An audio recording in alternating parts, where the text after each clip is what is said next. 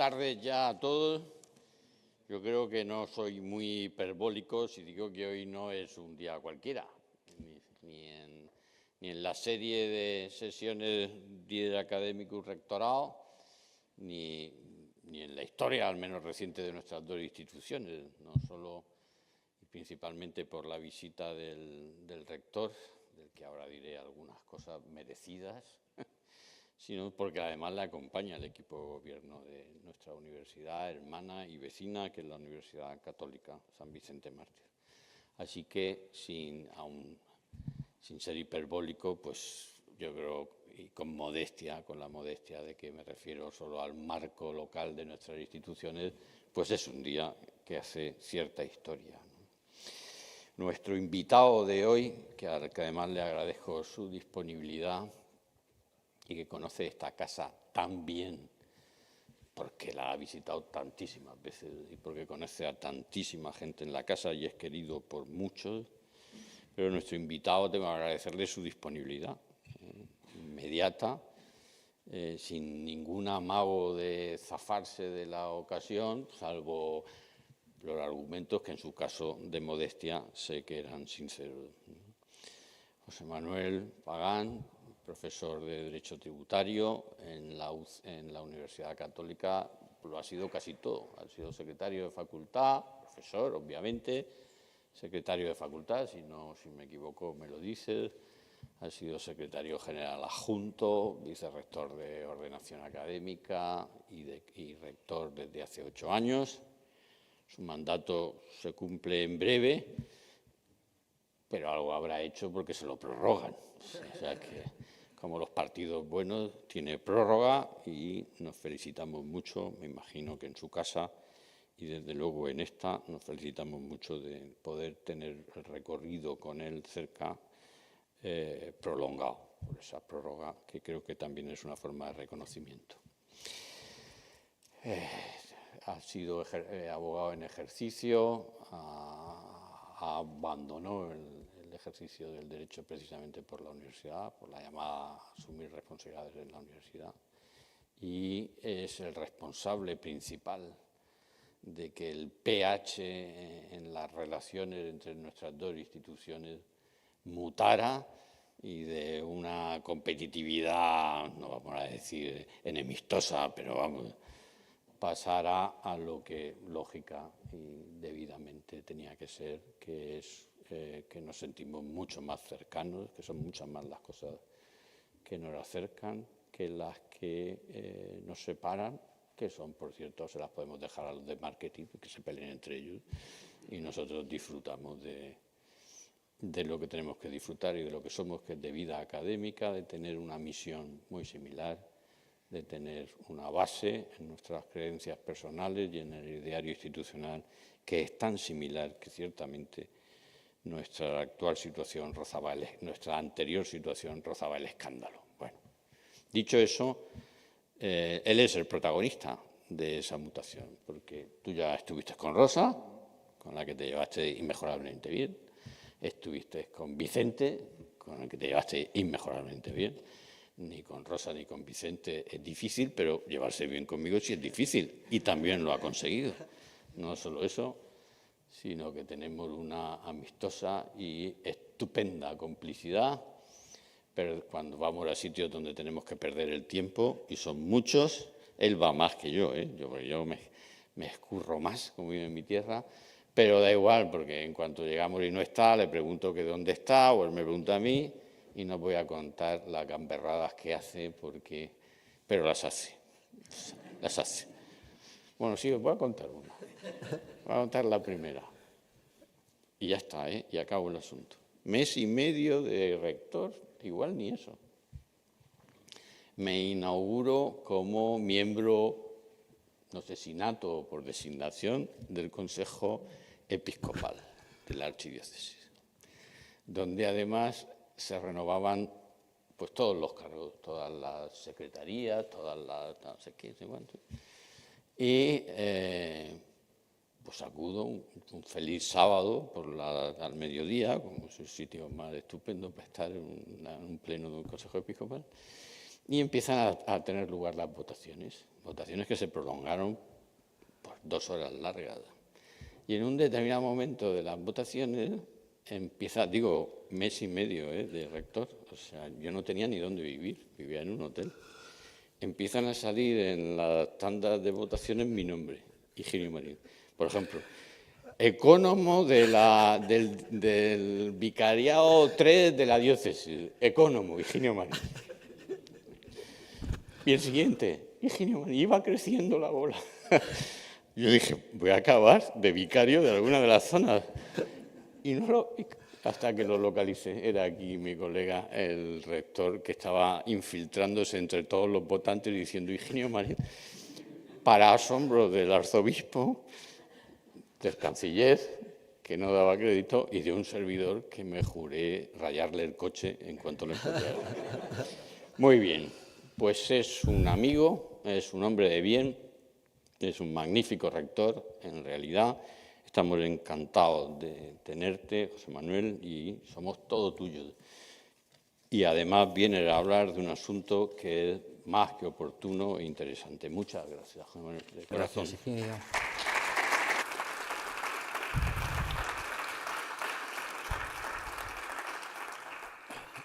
Bueno, pues lo primero agradecer a Higinio la invitación a participar en este ciclo de conferencias. Es verdad que yo he seguido hasta esta tercera edición estas conferencias que me parecen muy oportunas, con lo cual me hizo mucha ilusión recibir la invitación y efectivamente me mostré dispuesto. Pero he de deciros que en las últimas horas he experimentado eso de temor y temblor y he dicho, ¿quién me mandaría a mí meterme en este jardín? Dicho lo cual, es verdad que me alegra mucho esto que decía también Higinio, ¿no? Que hayamos podido hacernos una foto aquí, los dos rectores con los equipos de dirección, pues los viejos del lugar sabemos que esto hace unos años habría sido impensable. Así que agradecido, muy agradecido. Agradecido también por su presencia. Se lo he dicho y lo digo ahora públicamente, me alegra, aunque es verdad que me genera una presión adicional, la presencia del profesor Remigio Benedito, del que tuve el honor de ser alumno en el programa de doctorado. Yo he de decir que soy alumni de la UCH, yo aquí saqué la suficiencia investigadora y entre el claustro de profesores tuve a Remigio y tuve a Rosa, que no sé cuán joven serías entonces, pero mucho, viéndote. Y tuve también a la profesora Rosa Pascual de profesora.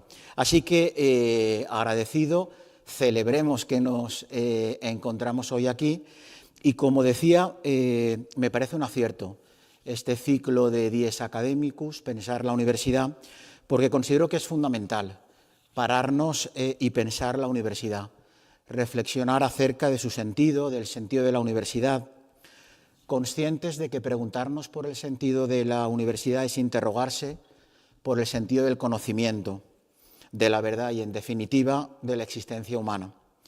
Pues bien, dentro de esta reflexión que estáis haciendo los últimos años acerca de la universidad, de su misión, me gustaría que hoy nos paremos y pensemos la Universidad Católica. En definitiva, que pensemos en nuestras dos universidades. Y no planteo esta reflexión como un capricho académico o como un ejercicio meramente intelectual. Lo concibo como un acto de fidelidad a nuestra propia identidad. Allí donde no se reflexiona sobre el propio fundamento, las instituciones se vuelven frágiles, se dejan arrastrar por las corrientes culturales dominantes y poco a poco van perdiendo el alma. En toda universidad es necesario pensar la universidad, pero en una universidad católica esta exigencia es aún más apremiante, porque su identidad no se reduce a una forma jurídica ni a una tradición católica.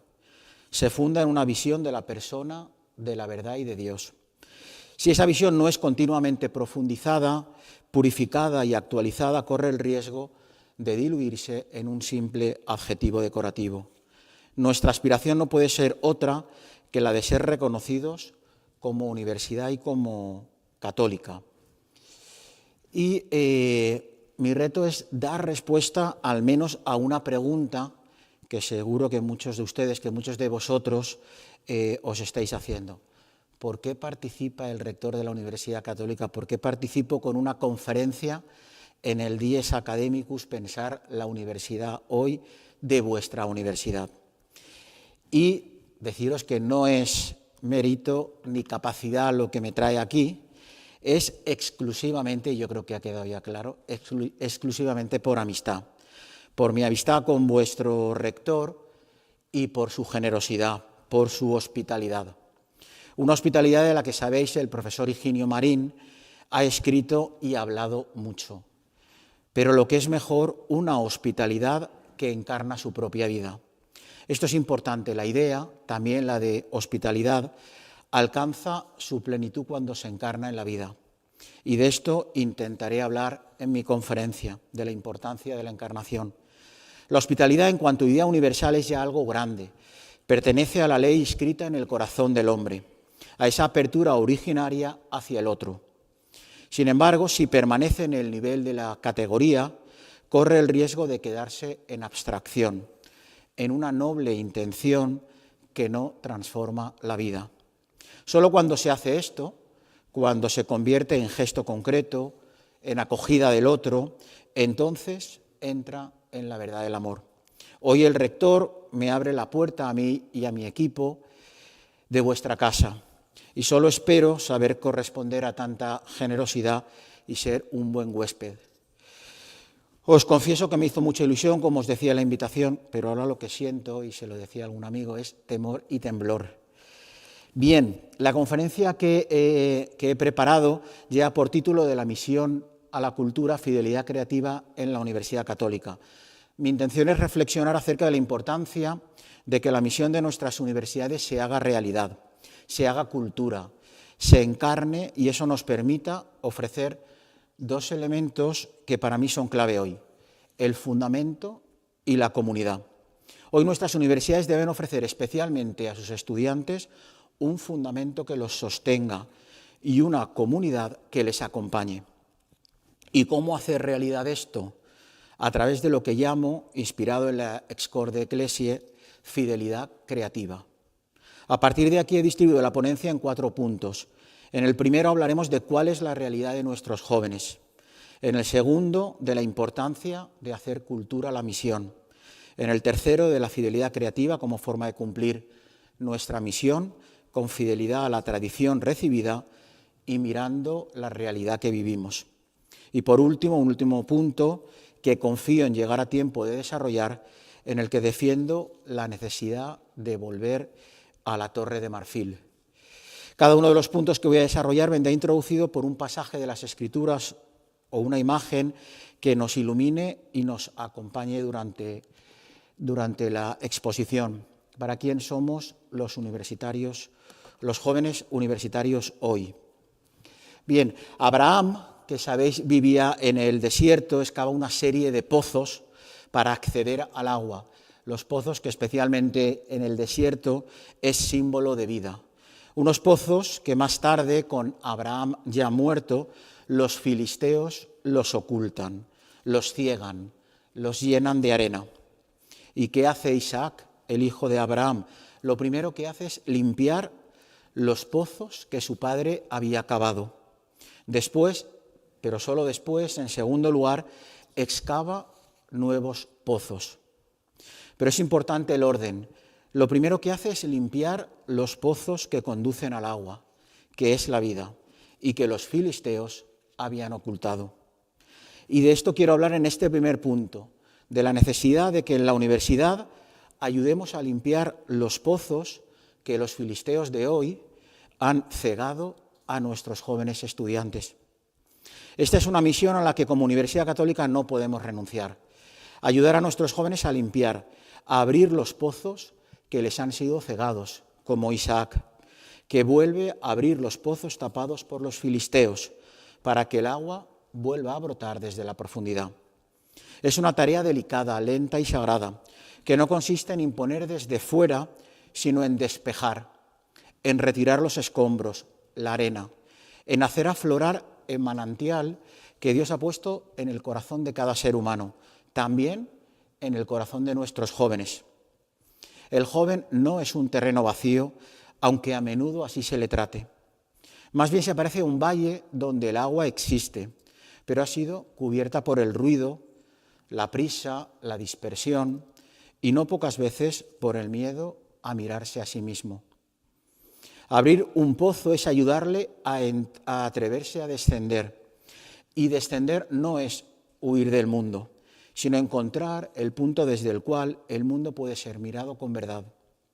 En el corazón del joven, como en el de cualquier persona, habitan preguntas que no pueden ser canceladas, porque están inscritas en lo más profundo del ser humano y emergen de su misma apertura a la verdad y al infinito. Preguntas sobre el sentido, sobre la verdad, sobre el amor, sobre la libertad. Y en lo más profundo, aunque a veces velada, se encuentra la pregunta por Dios. ¿Existe alguien que me haya querido, que sostenga mi vida y mi destino? Finalmente permanece la pregunta por el dolor y la muerte. ¿Tiene sentido el sufrimiento? ¿Es la muerte el final de todo? Dejadme que comparta con vosotros algunos ejemplos que evidencian que estas preguntas están ahí, que nuestros jóvenes tienen estas preguntas, verbalizadas por algunos de sus referentes. Aquí he recogido textos de algunas de las canciones que escuchan nuestros jóvenes. Lady Gaga, que dime algo, chica, ¿eres feliz en este mundo moderno o necesitas más? Esta mañana lleva más de 2 millones de visitas en YouTube. Billie Eilish, ¿para qué fui creada? Creo que olvidé cómo ser feliz. Algo que no soy, pero algo que puedo ser. Ganadora del Oscar a la mejor canción en la edición de 2024. Gracie Abrams, no puedo imaginarme más allá de los 25. Haré lo que sea para poder dormir por la noche. Esta canción, por cierto, de esta canción se habló en los ejercicios espirituales de Cuaresma que dirigió el obispo Eric Barden a la curia romana con el Santo Padre presente. Así que entonces dije, bueno, pues entonces sí, voy a meter la referencia a estas artistas, ¿no? Ya con esa cobertura me parecía ya menos imprudente. Son un reflejo del vacío, digo, estas canciones y de la herida profunda que siente la juventud hoy. Un grito desesperado de quien no encuentra el manantial de la esperanza. Creo que no es exagerado afirmar que la situación de nuestros jóvenes, por lo que al propósito de vida, al sentido de vida se refiere, es grave. Dicho lo cual, me atrevo a señalar que tenemos como institución una misión salvífica que se traduce en ser instrumentos para el cambio, para la mejora de la vida de nuestros estudiantes, a fin de que puedan aspirar dignamente a una plenitud de vida humana y espiritual. Esta es la más alta aspiración que puede tener una universidad en su esencial misión transformadora. El telos, la finalidad última de la educación en nuestras universidades católicas, en su misión salvífica, que supone ir mucho más allá de la enseñanza de contenidos académicos. Soy consciente de que hablar de salvación, también en nuestras universidades, puede resultar un tanto clerical, pero la Universidad Católica, como espacio formativo, debe ser vista como un lugar donde puede acontecer la salvación, porque puede cambiar, puede mejorar de forma determinante y radical la vida de sus estudiantes, y esto nos lo tenemos que creer. Una universidad es católica no por elección, sino como fruto, como consecuencia y mérito de lo que se realiza en ella. Urge abrir pozos para nuestros jóvenes, educar el ordo interior, formar el silencio, enseñar a distinguir entre el deseo pasajero y la llamada profunda. Este trabajo no produce resultados inmediatos. El agua subterránea no brota al primer golpe de pala.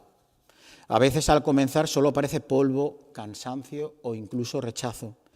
Pero si se persevera con paciencia y respeto, llega un momento en que el corazón reconoce algo que siempre había estado allí. Y ese reconocimiento es decisivo. El joven deja de vivir solo hacia afuera y comienza a habitarse. Abrir pozos exige profesores que no teman la profundidad, Quien vive solo en la superficie no puede acompañar a otro hacia su interior. El joven aprende a descender cuando se sabe acompañado y no juzgado, llamado y no forzado. Además, estos pozos no son para encerrarse. El agua que brota está destinada a regar campos, a dar vida más allá del propio límite. La interioridad bien formada no conduce al repliegue egoísta, sino a una presencia más verdadera en el mundo. No se trata de invitar al joven a una introspección o a un encerramiento sobre sí mismo, sino a que descubra la importancia de volver sobre sí, la importancia de la reflexión como vuelta sobre mí. Hay ciertamente un primer movimiento necesario, el de recogerse frente a la dispersión. El corazón que vive siempre fuera de sí, en lo que distrae, en lo que disipa, en lo que fragmenta, pierde la capacidad de asentir, de elegir, de amar. Ese retorno a sí mismo no es todavía la meta, sino el umbral. Es como quien tras mucho ruido entra en una estancia en silencio y por primera vez oye algo que no había advertido. Y aquí acontece lo decisivo. Cuando el joven entra en sí con verdad, no se encuentra con un vacío ni con un simple reflejo de sí mismo. Se le impone con suavidad, pero con autoridad, la presencia de algo que no es él y que, sin embargo, estaba más íntimamente en él que sus propios pensamientos. Deus intimior intimo meo, dice San Agustín. Dios es más íntimo que lo más íntimo mío. Esta experiencia, si se acoge, rompe la falsa oposición entre interioridad y salida, porque el joven descubre que no es dueño absoluto de sí, y precisamente por eso queda liberado de sí mismo, liberado de vivir ensimismado. Es importante que el joven experimente este doble movimiento, entrar en sí para no vivir en la superficie y salir de sí porque en el fondo ha encontrado a otro. Y conviene que no renuncie a ninguno de los dos movimientos, porque si falta el segundo, salir de sí, la interioridad degenera en introspección estéril. Pero si el primero se omite, entrar en sí, la salida de sí se vuelve dispersión, activismo o simple huida. Hoy se invoca con vehemencia libertad y autenticidad, pero ya no se sabe bien qué significa. Y aquí se abre una oportunidad, la de conducir al joven a ese encuentro interior del que hablábamos, donde puede descubrir que la autenticidad no consiste en inventarse, sino en reconocerse, y donde la libertad no consiste en no depender de nadie, sino en poder adherirse al bien sin violencia interior. Permitidme que acabe este primer punto reiterando la urgencia de llegar al corazón de nuestros jóvenes. No es una intuición. Muchos de nuestros jóvenes conciben la vida como una herida abierta, sin consuelo, y muchas veces destilan una tristeza que roza y en ocasiones toca la desesperación. Aquí recogía una serie de investigaciones y de estudios sobre la soledad no deseada, pues poniendo el foco en los jóvenes, o este artículo que es muy interesante de unos profesores de la Universidad de Harvard, donde cuentan cómo en cuanto al grado de bienestar de los jóvenes, tradicionalmente tiene una forma de U y cómo cada vez va adquiriendo más una forma de J, ¿no? Como cada vez lo normal era ser feliz en la juventud y cuando uno era adulto, ¿no? Y aquí, a partir de este estudio, lo que se evidencia es que hay un aplanamiento y ese grado de satisfacción cada vez tarda más en alcanzarse. Bien, un corazón, ese al que queremos llegar, que podemos definir con el Papa Francisco en la encíclica Lumen Fidei como el centro del hombre, donde se entrelazan todas sus dimensiones, el cuerpo y el espíritu, la interioridad de la persona y su apertura al mundo y a los otros, el entendimiento, la voluntad, la afectividad.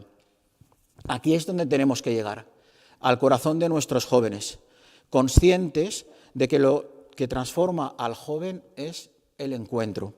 Y este acontece cuando se alcanza su corazón. Y solo podemos llegar al corazón del joven si le hablamos desde el nuestro.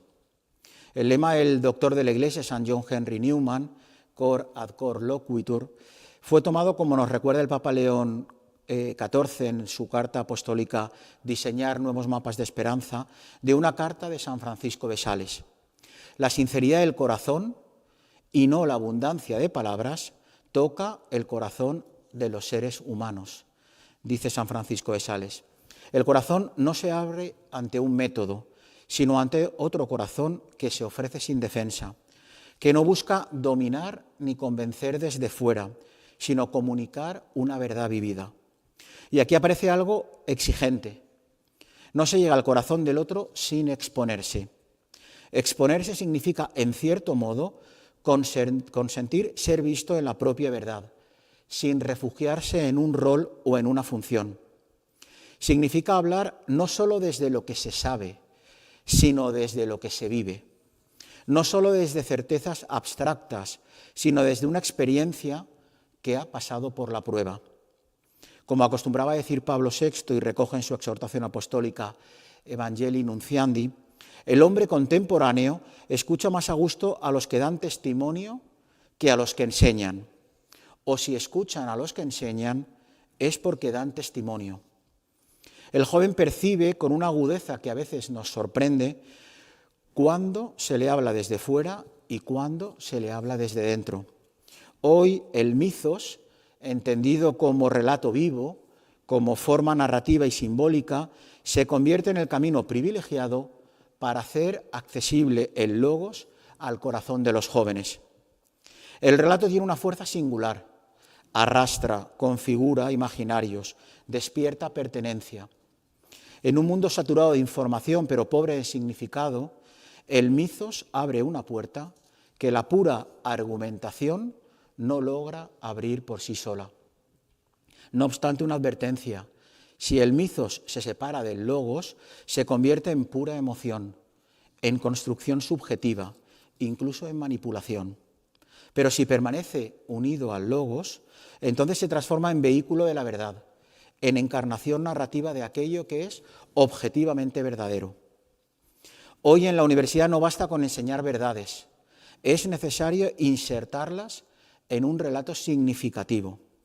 Hoy la universidad no puede limitarse a ser un lugar de transmisión de conocimientos. Está llamada a ser un espacio donde la verdad se hace experiencia, narrable y habitable. Sin embargo, esa exposición a la que me refería merece la pena porque no es estéril, tiene una fecundidad propia. Al dirigirme verdaderamente al corazón de otro, no permanezco intacto. Soy, a mi vez, interpelado. Es como si al intentar despertar al otro, yo mismo despertara de nuevo. El profesor no es simplemente quien da, sino también quien recibe, fundamentalmente porque esta relación le obliga a volver a la fuente, a no vivir de lo ya sabido, a reavivar en sí mismo aquello que propone. Si no ocurre esto, su palabra se vuelve poco a poco inerte. Me atrevería a decir que solo quien está dispuesto a renacer en este encuentro puede verdaderamente acompañar a otro.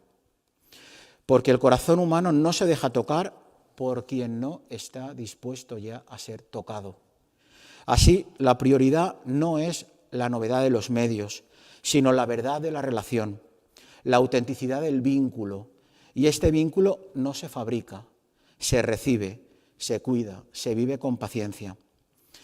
Al final todo se reduce a algo muy sencillo y muy exigente, que el joven pueda encontrar en nosotros no solo ideas verdaderas, sino una vida que respira verdad. Entonces, y solo entonces, el corazón comienza a abrirse. Y cuando el corazón se abre, todo lo demás puede comenzar. Permitidme que acabe esta primera parte con una llamada a velar por la sostenibilidad existencial de nuestros jóvenes.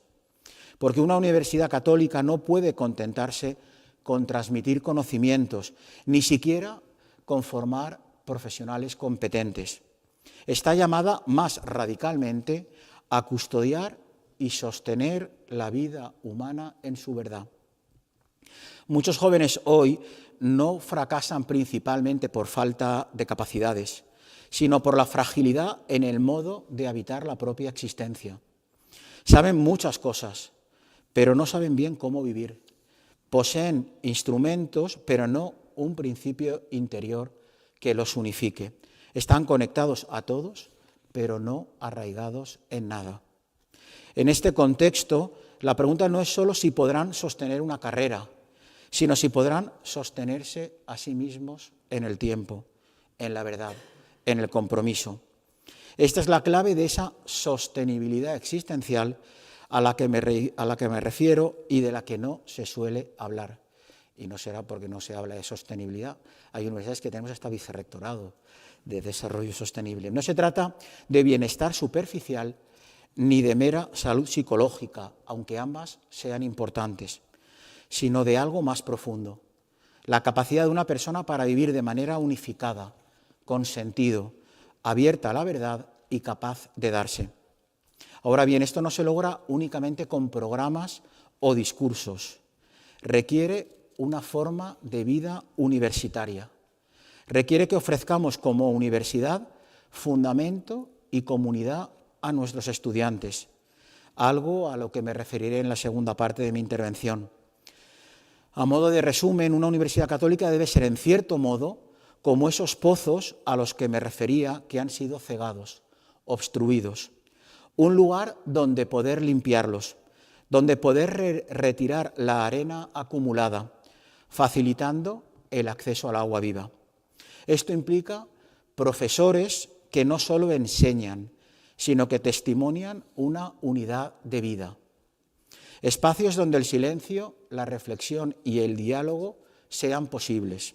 Una comunidad donde la confianza sea más fuerte que la sospecha.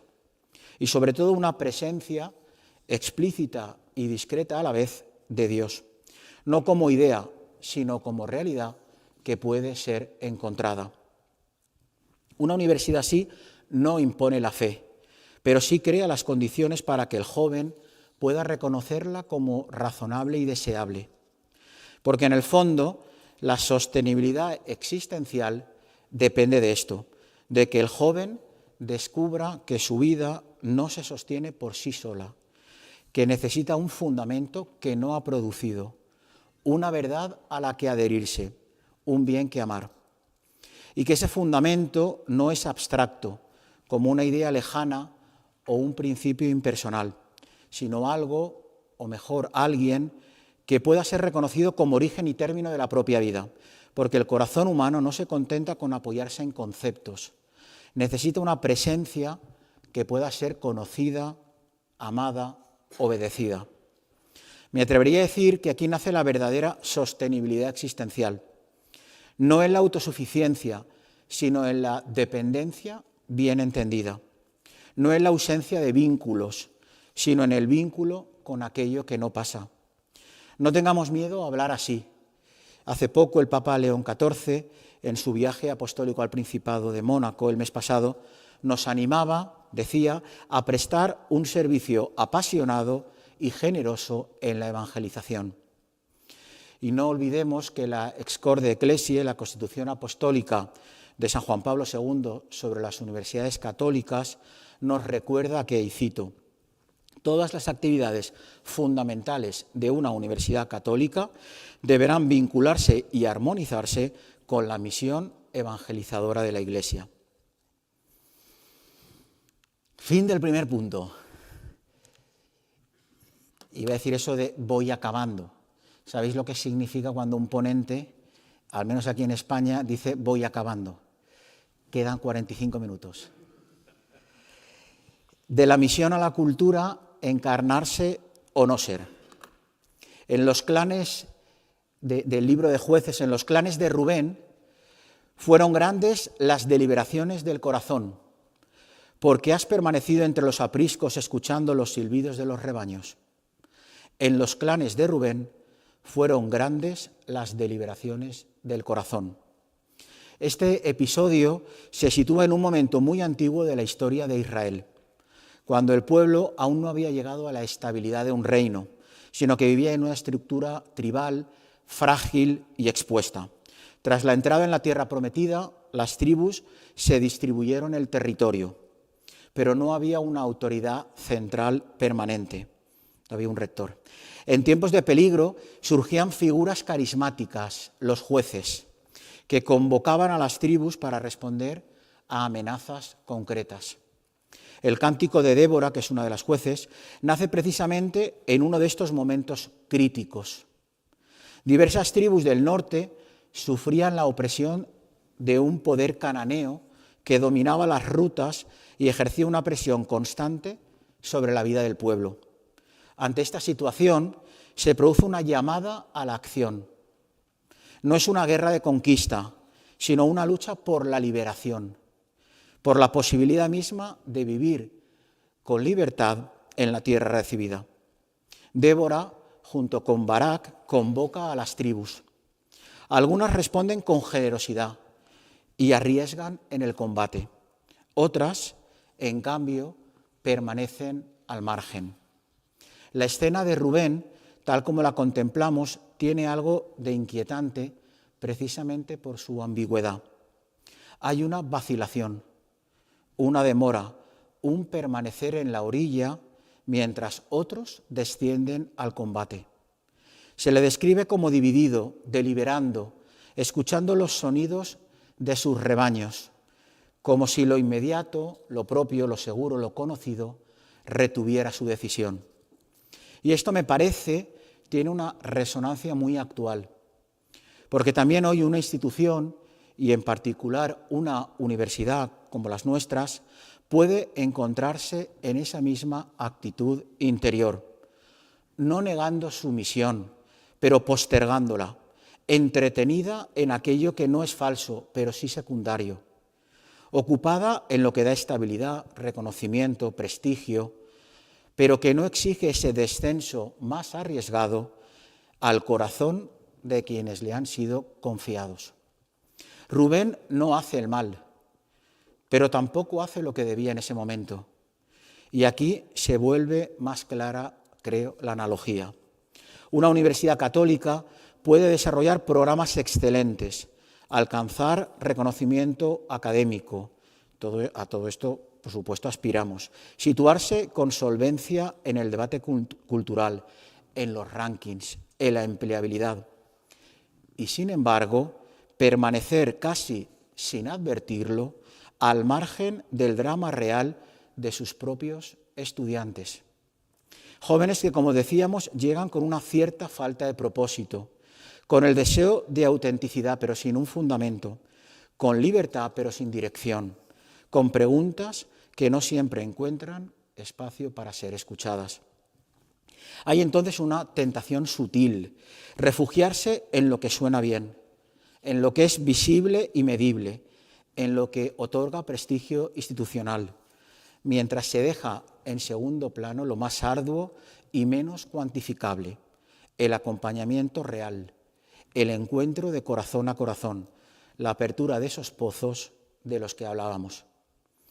Como Rubén, uno puede quedarse entre los apriscos, escuchando los propios logros, las propias dinámicas, las propias seguridades, pero la llamada está en otra parte. No es una llamada genérica, sino concreta.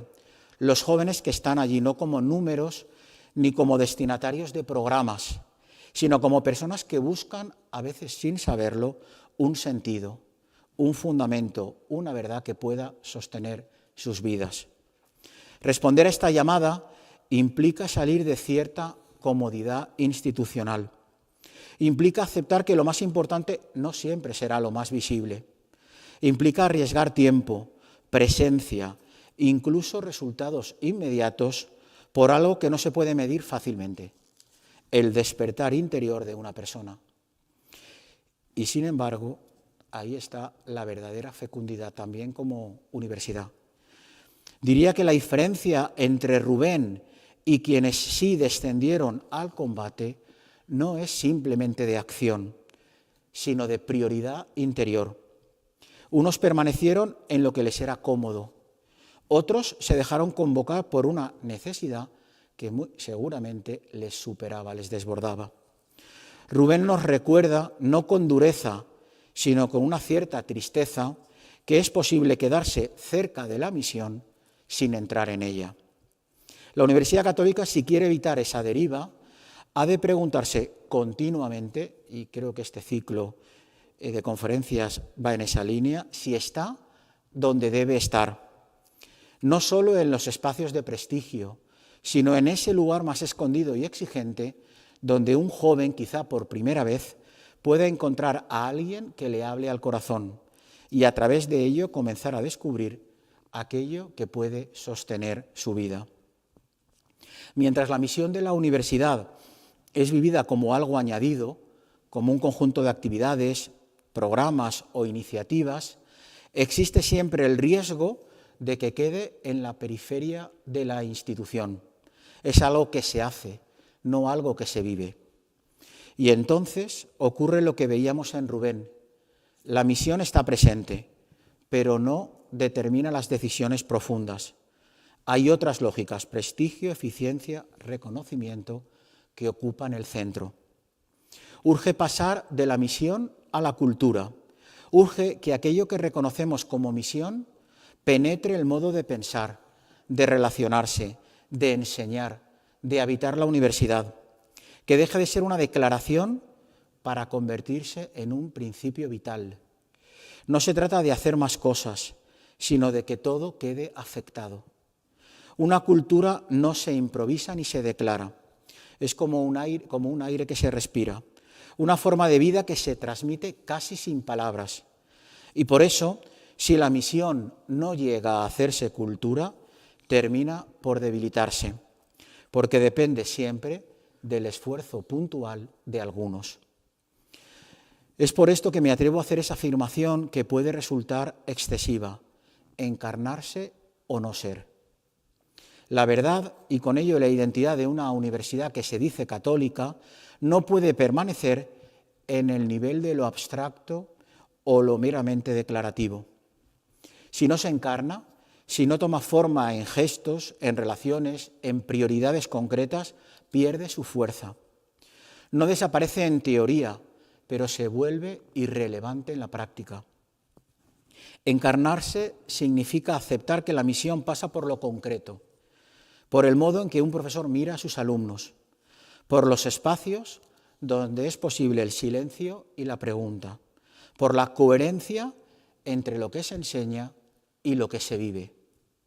Es aquí donde se decide todo, porque una universidad puede hablar de sentido, de verdad, de persona, y sin embargo organizarse de tal modo que el estudiante nunca encuentre un lugar donde su propia vida sea verdaderamente acogida. Cuando la misión se hace cultura, deja de depender de momentos excepcionales, se vuelve el modo ordinario de vivir la universidad. El estudiante no necesita buscar espacios especiales para encontrar sentido, lo encuentra de alguna manera en el aire que respira. Me atrevería a decir que esta es la alternativa real. O la misión se encarna y genera cultura, o queda como un añadido que con el tiempo pierde consistencia. Y entonces, volviendo a Rubén, la pregunta se vuelve más apremiante. ¿Por qué has permanecido entre los apriscos, escuchando los silbidos de los rebaños? No basta con estar cerca de la misión, ni con valorarla. Es necesario dejarse configurar por ella. No basta con reconocer que los jóvenes necesitan ser acompañados. Es preciso que toda la vida universitaria se disponga de tal modo que ese acompañamiento sea posible y real. Porque en el fondo la encarnación no es otra cosa que esto, que la verdad que confesamos encuentre un lugar donde hacerse visible, tangible, habitable. Y solo entonces, no antes, la universidad deja de oscilar entre discursos y prácticas y comienza a ser de verdad aquello que está llamada a ser. La misión de una universidad católica, en medio de tantas tareas legítimas, podría resumirse en su núcleo más hondo en ofrecer a sus estudiantes un fundamento y una comunidad. No son dos elementos entre otros, son, me parece, las dos condiciones para que una vida pueda realmente sostenerse y desplegarse. El fundamento responde a esa necesidad que antes señalábamos. El joven no puede sostenerse indefinidamente sobre sí mismo. Puede intentarlo y durante un tiempo incluso parecerá que lo logra, pero tarde o temprano experimenta la fragilidad de una vida sin raíz. Ofrecer fundamento no es imponer respuestas, sino abrir el acceso a aquello que permanece. Una verdad que no cambia con las circunstancias, un bien que merece fidelidad, una presencia que no abandona. Si la universidad no introduce de un modo vivo, no meramente conceptual, en esta dimensión, podrá formar en competencias, garantizar resultados de aprendizaje, pero dejará intacta esa intemperie interior que tantos jóvenes arrastran. Pero el fundamento, aun siendo esencial, no basta si no se da en una forma concreta de vida. Y aquí aparece la comunidad. El hombre no accede a la verdad en soledad absoluta. Necesita mediaciones, rostros, vínculos. La comunidad universitaria está llamada a ser precisamente eso, un espacio donde la relación no sea funcional ni anónima, sino cualificada, es decir, capaz de sostener, de interpelar, de acompañar. Un lugar donde el joven puede experimentar que no está solo en su búsqueda, que su vida importa, que puede confiar. El fundamento se ofrece sobre todo a través de la comunidad. La identidad católica en sí misma es universal, no pertenece a un grupo cerrado, ni se reduce a signos externos.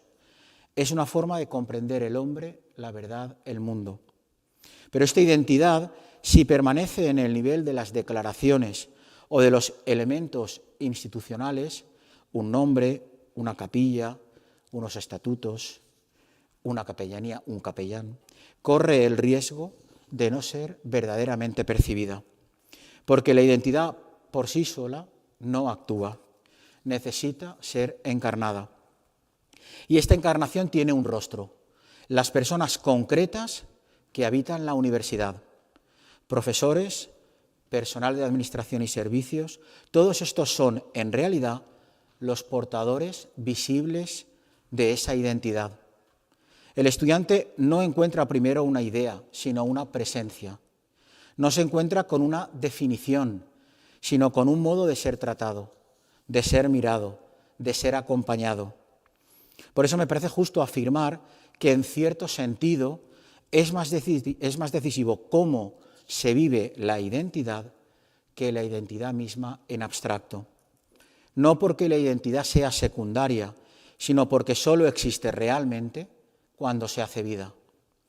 De ahí que una universidad sea verdaderamente católica, no tanto por lo que posee, sino por lo que sucede en ella, por la calidad de sus relaciones, por la seriedad con que se busca la verdad, por la capacidad de acoger al joven en su totalidad, por la presencia, a veces discreta pero real, de ese fundamento que sostiene.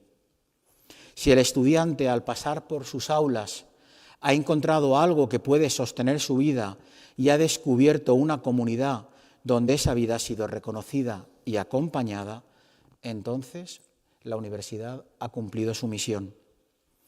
Y esto no se logra principalmente con estructuras, sino con personas que han aceptado que su propia vida sea lugar de paso de esa verdad que dicen profesar. En el fondo, todo vuelve a lo mismo. No se trata solo de tener una identidad, sino de dejar que esa identidad tome carne. Y cuando esto ocurre, incluso de modo imperfecto, el joven puede entrever, quizá por primera vez, que aquello que busca no es una idea lejana, sino una realidad que puede ser vivida. Permitidme que vuelva a las Escrituras para subrayar lo que significa una comunidad que sostiene la vida de los hechos de los apóstoles. Pablo, patrono del CEU y del ACDP, Pablo y Silas son encarcelados injustamente. Y ya en prisión, por la noche, se produce un terremoto. Se abren las puertas y se sueltan las cadenas. El carcelero, al despertarse y ver las puertas de par en par, sacó la espada para suicidarse. Había fracasado en su deber de custodiar a los presos.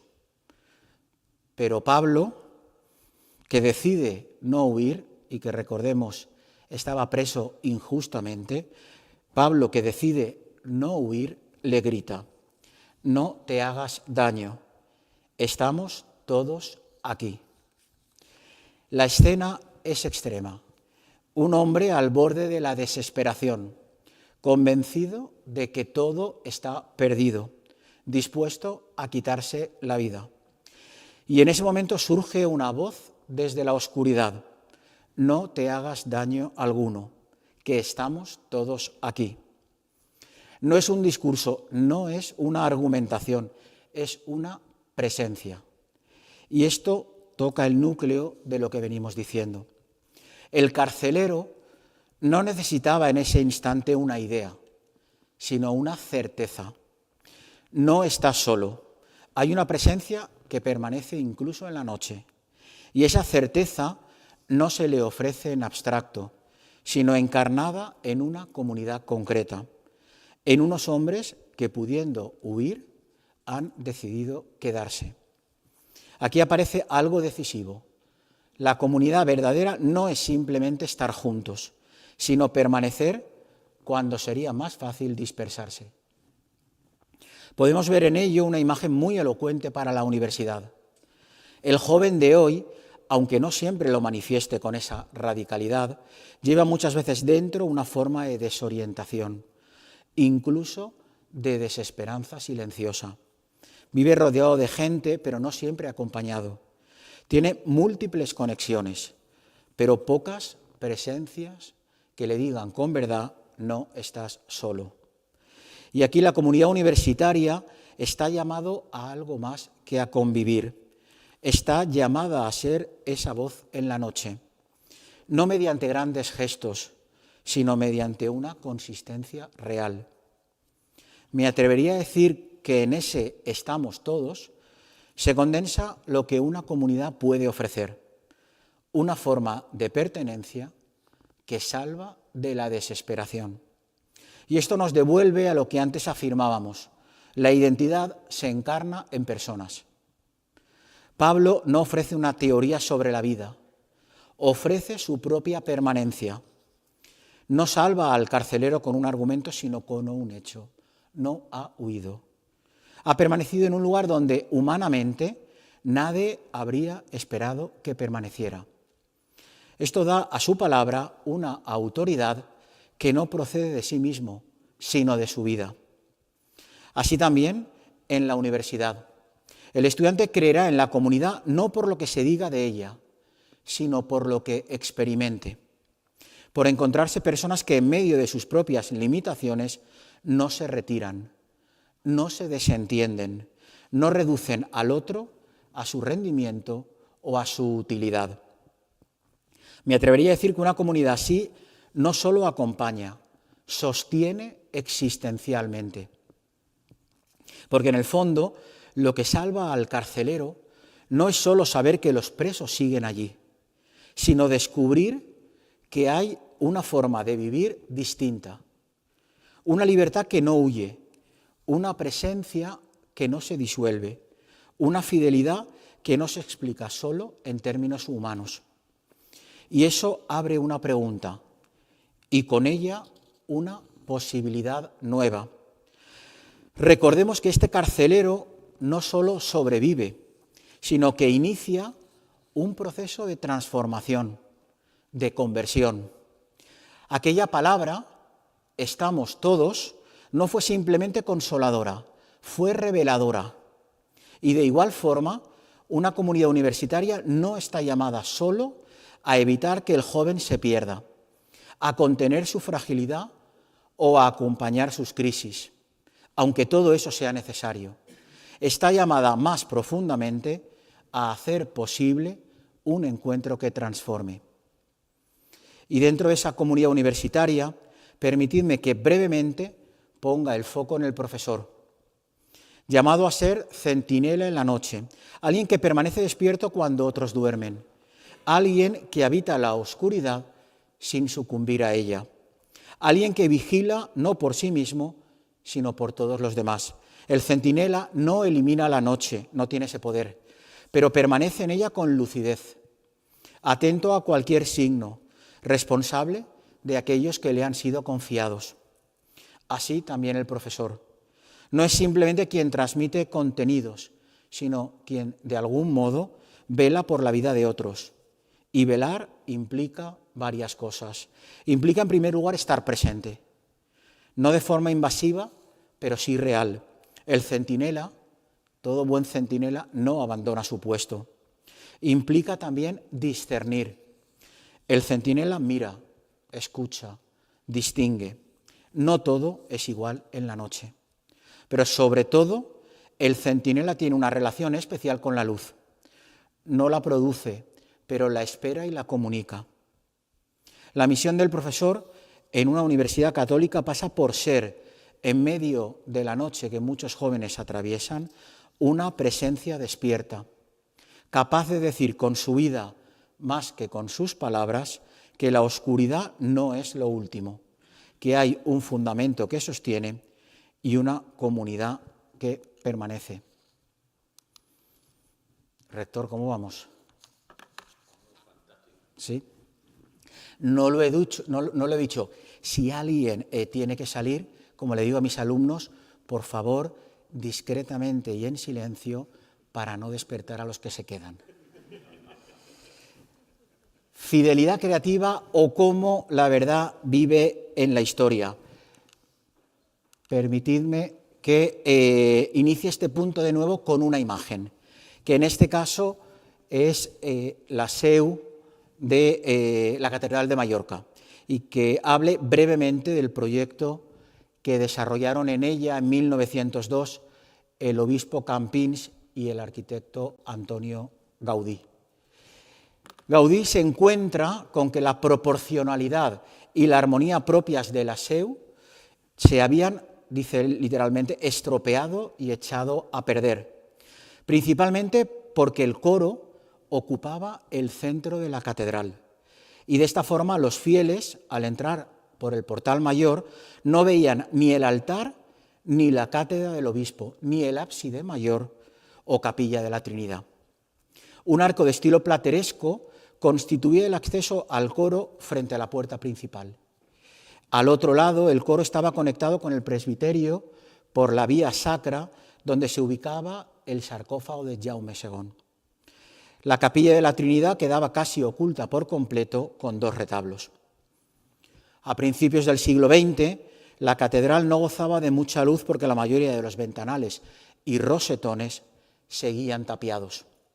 Esta catedral fue la que contempló Gaudí en 1902.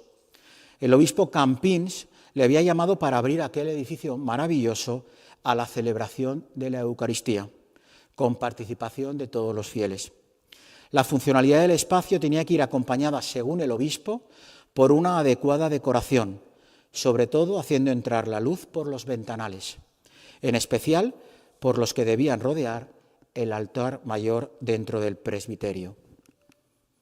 Y esto que vemos ahora es el resultado de la intervención de Antonio Gaudí en la seu, en la Catedral de Mallorca. Con esta breve aproximación a la intervención de Gaudí en la Catedral de Mallorca y con la imagen de la seu antes y después de dicha intervención, nos adentramos en esta última parte antes de la propuesta final. San Juan Pablo II, en Ex Corde Ecclesiae, insta a las universidades católicas a abordar el porvenir con audaz creatividad y al mismo tiempo rigurosa fidelidad. Audaz creatividad y rigurosa fidelidad, de donde extraigo la expresión fidelidad creativa, que da título a la ponencia y cuya idea desarrollo ahora.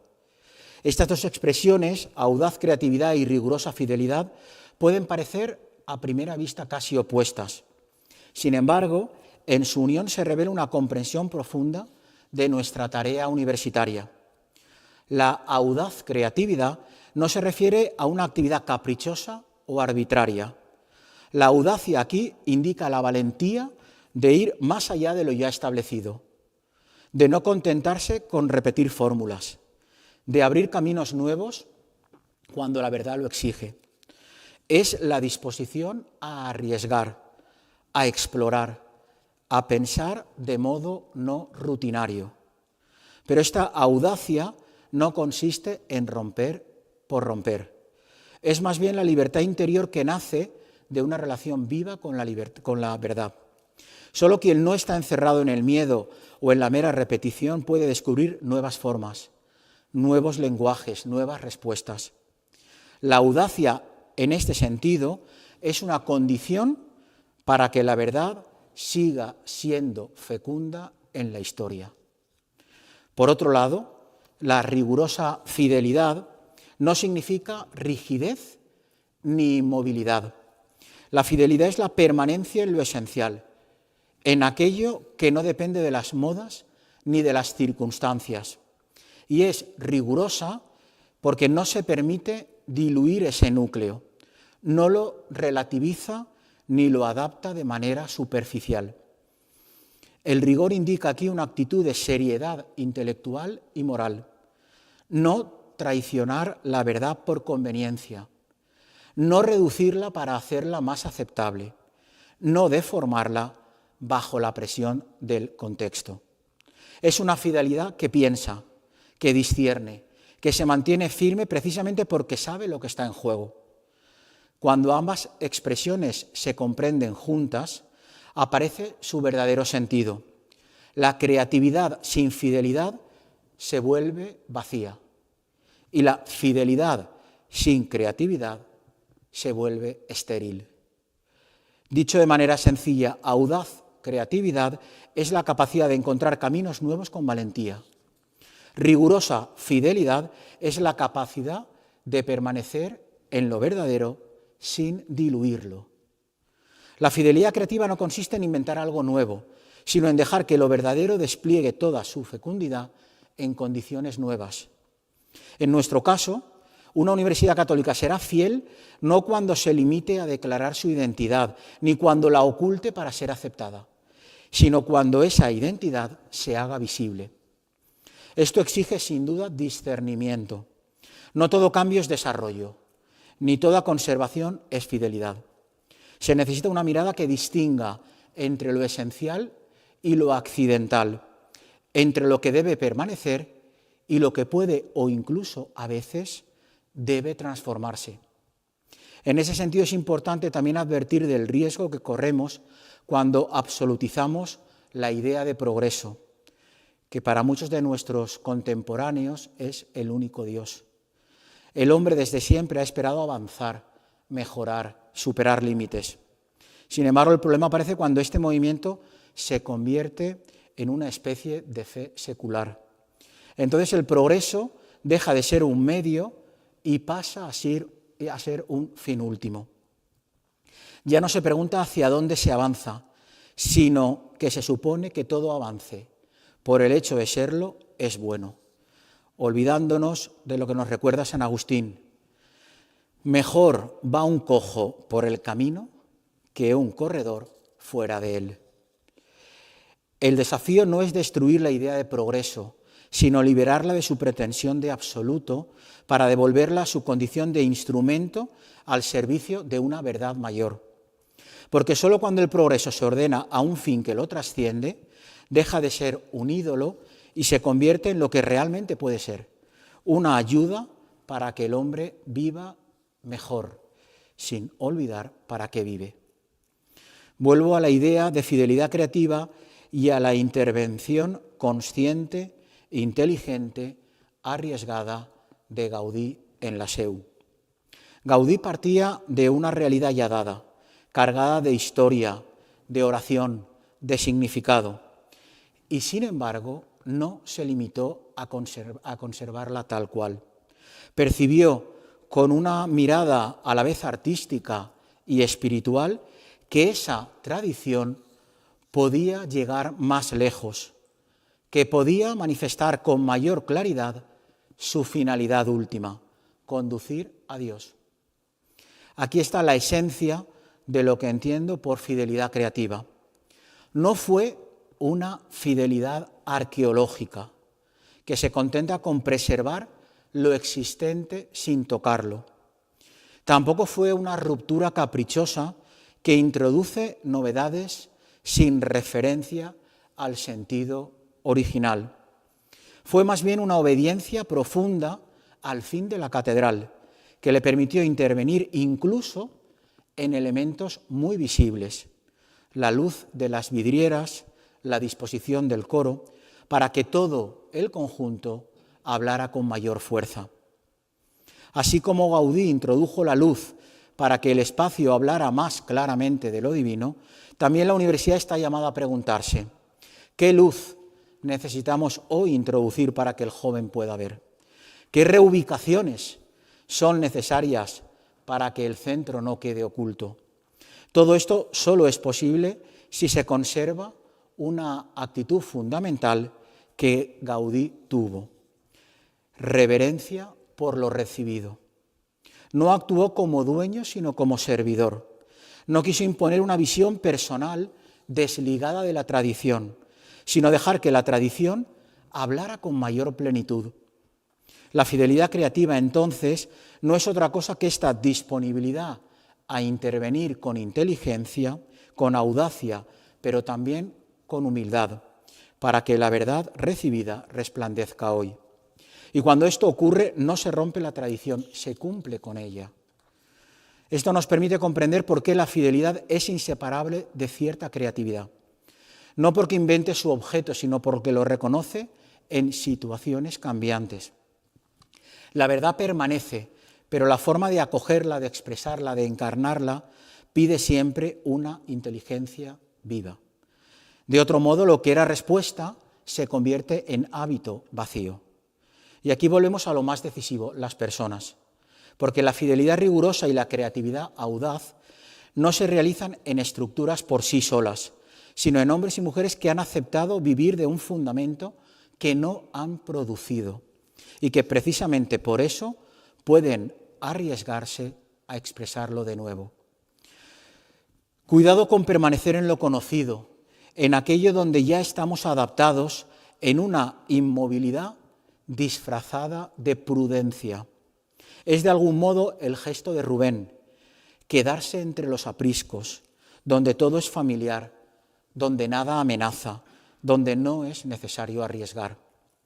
Podría decirse que hay dos maneras de traicionar la misión: abandonarla explícitamente o conservar sus formas mientras se pierde su eficacia real.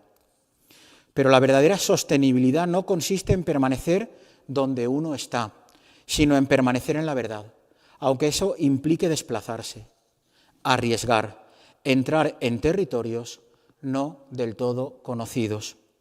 Aquí la imagen de Gaudí vuelve a ser elocuente.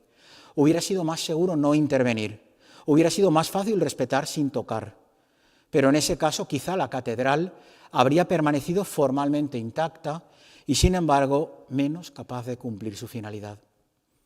Su intervención fue arriesgada, sí, pero estaba guiada por una fidelidad más profunda, no a la forma, sino al sentido. Así también la universidad.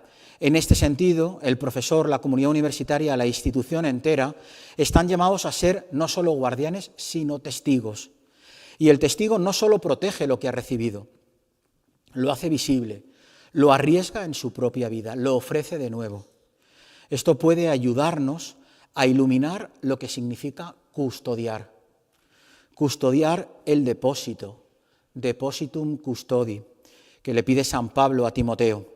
No es levantar muros para impedir el acceso, sino habitar la casa, la universidad con verdad, de tal modo que pueda ser ofrecida. No se trata de defender un espacio vacío, sino de vivir en él hasta hacerlo hogar, porque una casa se conoce viviéndola. De igual modo, la identidad católica no se transmite por la simple exposición de sus contenidos, sino por el hecho de que haya personas que la habitan, que se mueven en ella con naturalidad, que la aman, que encuentran en ella descanso y sentido. Solo entonces puede surgir la verdadera hospitalidad, porque el huésped no es atraído por un discurso, sino por una experiencia, la de entrar en un lugar donde alguien vive realmente, donde hay calor, donde hay coherencia, donde hay una presencia que no es artificial.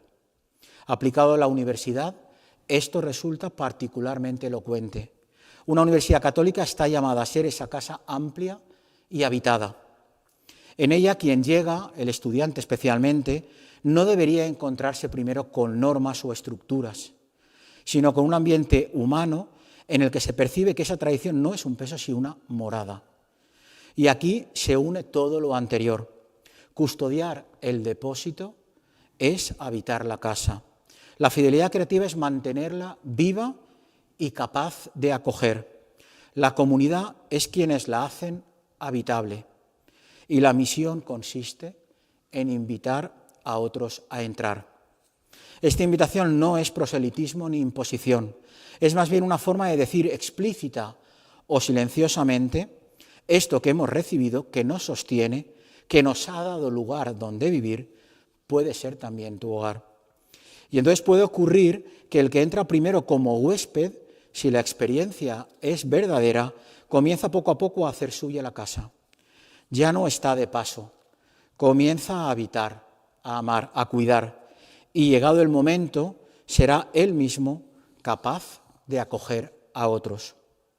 Me atrevería a decir que aquí se revela el sentido más pleno del depositum custodi, no como defensa de un tesoro oculto, sino como custodia de un hogar vivo, suficientemente firme para no diluirse y suficientemente amplio para acoger sin temor. En el fondo, todo se decide en esto. Si la universidad es un lugar que simplemente posee una identidad, o si es un lugar donde esa identidad se ha convertido en casa habitada, ofrecida y compartida. Solo en el segundo caso puede decirse que ha sido verdaderamente fiel a su misión. Último, ese es el más breve de los puntos y ya me callo. Una vuelta a la Torre de Marfil. Aquí, esto no es una Torre de Marfil, es la Torre de Babel, pero es un cuadro que siempre me ha gustado. Y esto los 4 puntos. A Aneca lo que es de Aneca y a la universidad lo que es de la universidad. Torre de Babel, panóptico, no. Torre de Marfil. Aspirar a la sabiduría y el vivarium o la necesidad de cuidar la vida intelectual. Aneca, somos todos, no. Dar a cada uno lo suyo es una exigencia de justicia y también de verdad. Se trata de un principio de orden interior sin el cual la universidad corre el riesgo de desvirtuarse sin darse cuenta. Es importante que hagamos visible una distinción que hoy tiende a diluirse. Las estructuras administrativas, los sistemas de evaluación, las agencias de calidad tienen su legitimidad. No son en sí mismas un mal. No sé, vuestro presidente si compartiría esta afirmación. Buscan asegurar estándares, transparencia, rendición de cuentas. En su orden cumplen una función necesaria. Podríamos decir que pertenecen al ámbito de lo que es medible, organizable, verificable. Y sin embargo, la universidad no se agota en ese plano. La universidad es mucho más. Hay en ella algo más propio, más hondo, la búsqueda de la verdad, la formación integral de la persona, el cultivo de la interioridad, la relación viva entre maestro y discípulo, ese cor ad cor del que hablábamos. Todo esto pertenece a un orden distinto, no es plenamente cuantificable, no se deja encerrar en indicadores sin perder algo esencial. Aquí aparece el riesgo, cuando lo que es instrumental comienza a ocupar el centro. Lo propio de la universidad queda desplazado. No se niega explícitamente, pero se ve condicionado, reducido, a veces incluso sofocado. Lo que debía servir pasa a gobernar y entonces se produce una inversión silenciosa.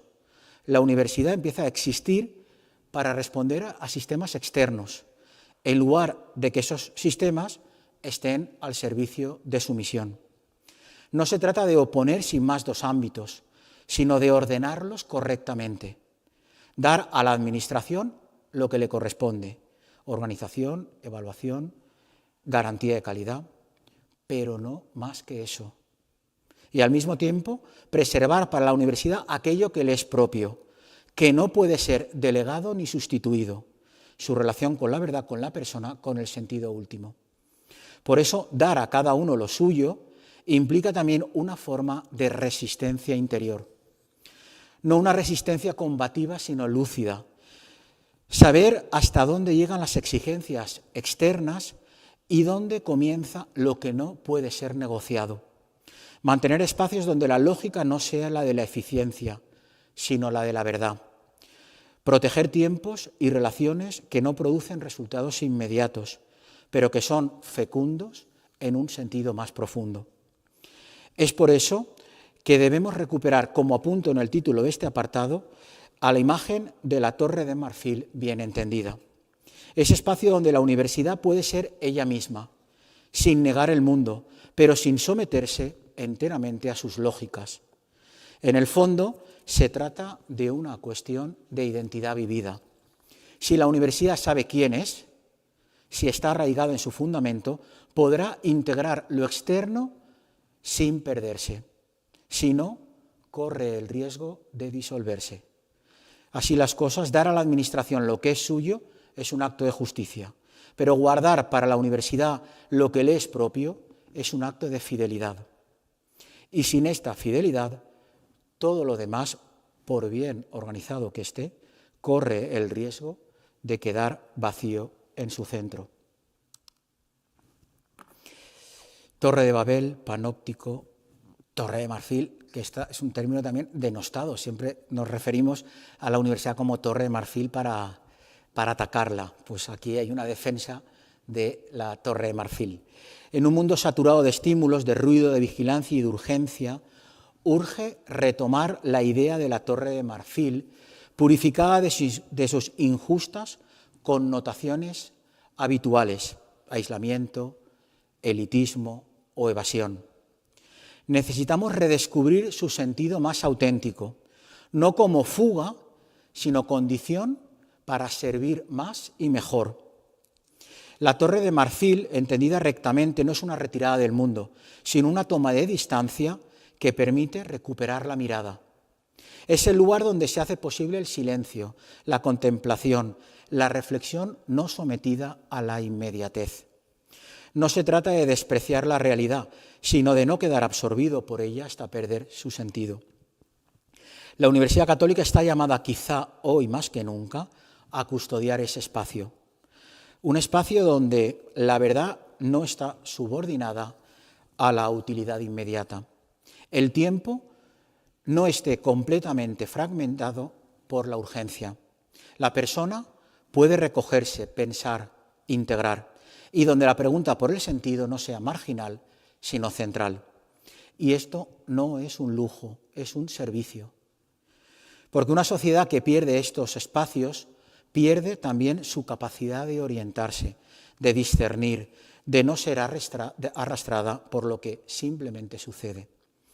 Hoy muchas veces parece que se quiere una universidad como el panóptico, ahí hay una imagen de Jeremy Bentham, un modelo de prisión circular con una torre central de vigilancia. El objetivo de la estructura panóptica es permitir a su guardián, situado en una torre central, observar a todos los prisioneros recluidos en celdas individuales alrededor de la torre, sin que éstos puedan saber si son observados. No tenemos aquí a los gerentes. Nuestros gerentes no querrían una torre de estas características, pero hay por ahí quienes estarían dispuestos a instalar una torre como esta. El panóptico es la arquitectura de la vigilancia. Todo es visible, todo es controlable, todo está expuesto a una mirada que en el fondo no busca comprender, sino regular. Es el símbolo de una cultura donde el individuo está constantemente observado, medido, evaluado. La Torre de Marfil, en cambio, preserva un espacio donde el hombre puede ser sin ser constantemente observado, donde puede crecer desde dentro, donde la verdad se busca por sí misma y no por su rendimiento. No es un espacio de control, sino de libertad interior. También tenemos que resistirnos a la visión de la universidad como Torre de Babel, símbolo del intento de construir una unidad puramente humana, basada en la acumulación de poder, de técnica, de organización. Es una empresa grandiosa, pero cerrada sobre sí misma, que aspira a alcanzar el cielo, pero sin recibirlo. Aquí se reconoce fácilmente el eco de esa ideología del progreso de la que hablábamos, la confianza en que mediante nuestras propias fuerzas podemos construir, ganar la plenitud. La Torre de Marfil, en su sentido más verdadero, no es Babel. No pretende conquistar el cielo, sino disponerse a recibir la luz. No se eleva por orgullo, sino por necesidad de perspectiva. No busca dominar, sino comprender. Y aquí se cierra el vínculo con todo lo anterior. Una universidad católica que vuelve a la Torre de Marfil no se encierra, sino que se hace capaz de ofrecer al mundo lo que el mundo ya no puede darse a sí mismo. No se trata de aislarse del mundo, sino de servirlo desde una altura que no es distancia, sino claridad. Me atrevería a decir que hoy el mayor riesgo no es que la universidad se separe del mundo, sino que se confunda con él hasta perder su propia voz. Esto sí que ya es lo último. Aspirar a la sabiduría. Impresiona la fuerza profética de estos versos de Eliot en el primer coro de La Roca, porque no describen simplemente una pérdida accidental, sino una desarticulación interior del hombre. Se vive, pero se pierde la vida. Se conoce, pero se pierde la sabiduría. Se acumula información, pero se diluye el conocimiento. Y en esa triple pérdida se reconoce, me parece, una de las crisis más hondas de la universidad contemporánea.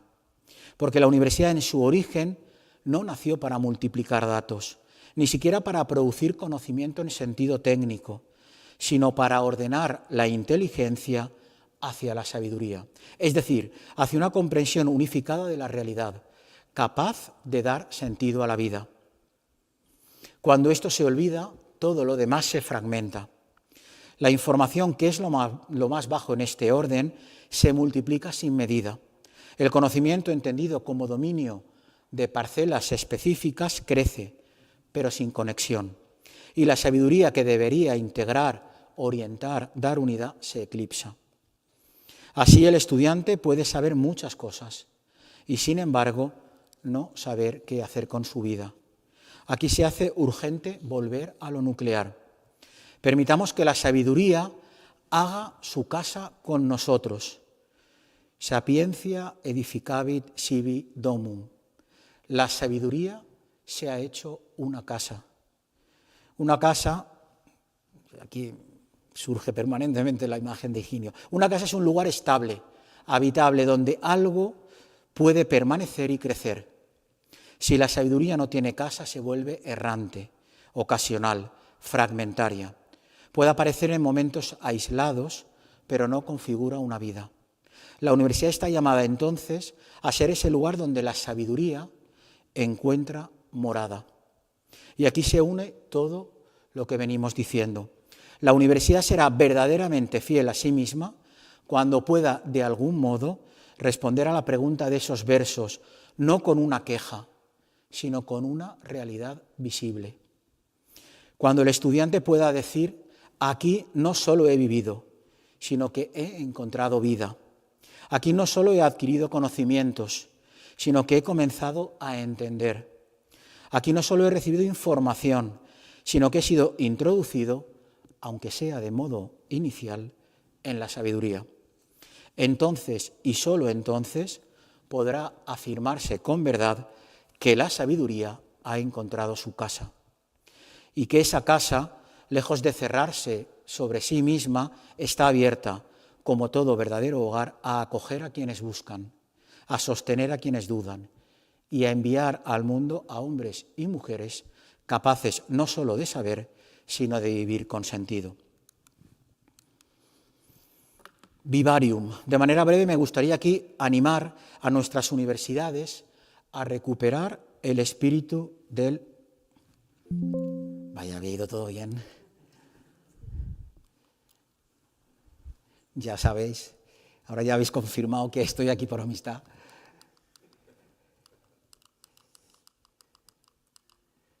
Vaya. Ahora es cuando tendríais que aplaudir y acabábamos. No, ya. Bien, decía que de manera breve me gustaría aquí animar a nuestras universidades a recuperar el espíritu del vivarium, ese monasterio fundado por Casiodoro en el siglo VI, que se convirtió en un vivero de irradiación del saber, un lugar donde se rezaba y se transmitía la cultura antigua. Casiodoro no concibió aquel lugar como un simple refugio cultural, ni como una academia en sentido técnico. Fue más bien un espacio de vida donde el estudio, la oración y el trabajo formaban una unidad. Allí el cuidado de los textos no era erudición aislada, sino custodia de la sabiduría para que pudiera seguir alimentando a los hombres. Y esto me parece decisivo para la Universidad Católica hoy, porque el riesgo actual no es solo la pérdida de contenidos humanísticos, sino algo más profundo, la pérdida de ese clima vital donde lo humano puede ser comprendido en su totalidad. Las humanidades no son un adorno del saber, ni un complemento decorativo. Son el lugar donde el hombre aprende a leerse a sí mismo, a interpretar su experiencia, a situarse en la historia y ante Dios. Sin ese cultivo, el conocimiento técnico crece, pero el hombre se empobrece interiormente. En el fondo, lo que está en juego es esto: si la universidad será un lugar donde se produce conocimiento, o un lugar donde se forma la persona en su totalidad. El vivarium nos recuerda que ambas cosas no son incompatibles, pero que la segunda debe dar sentido a la primera. Y solo entonces la universidad podrá ser verdaderamente una casa donde la sabiduría no solo se enseñe, sino que habita. Muchas gracias.